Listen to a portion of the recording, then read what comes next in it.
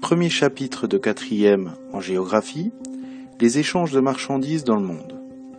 Cette partie fait suite à l'étude de cas que nous avons réalisée sur l'iPhone. Dans le monde, on échange de plus en plus. Les hommes ou les acteurs en géographie jouent des rôles bien différents. Les entreprises conçoivent des produits. Il faut ensuite les produire.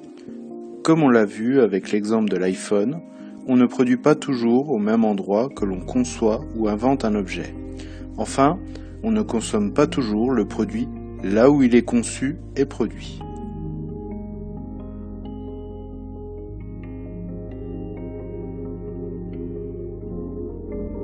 Ainsi, dans l'exemple de l'iPhone, on le conçoit en Californie. Il est ensuite produit essentiellement en Asie. Enfin, il est consommé dans les pays du Nord. Pour relier tous ces acteurs entre eux, il y a des compagnies de transport, comme ici la CMA-CGM. Ces compagnies transportent de plus en plus de produits manufacturés, c'est-à-dire des produits qui ont été transformés par la main de l'homme. Ces produits manufacturés sont essentiellement transportés par voie maritime. Ces compagnies utilisent des porte-conteneurs. Comme on le voit sur ce document, ces porte-conteneurs sont de plus en plus grands. Ces porte-conteneurs transportent des conteneurs. Les conteneurs sont des caissons métalliques qui contiennent des marchandises. Ces conteneurs présentent plusieurs intérêts. On peut d'abord optimiser la place sur les bateaux en transportant des produits de nature bien différente dans chaque caisson. On peut aussi facilement changer de mode de transport. On peut ainsi déplacer les conteneurs du porte-conteneur à un camion ou un train. On parle alors de transport multimodal car on utilise plusieurs modes de transport. Le troisième intérêt est que l'on peut empiler beaucoup de conteneurs et donc en transporter beaucoup sur un même navire.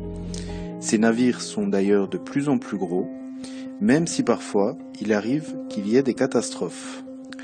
Les bateaux optimisent leur parcours en traversant des détroits. On voit sur la carte, par exemple, les détroits de Malacca, d'Ormuz et de Gibraltar.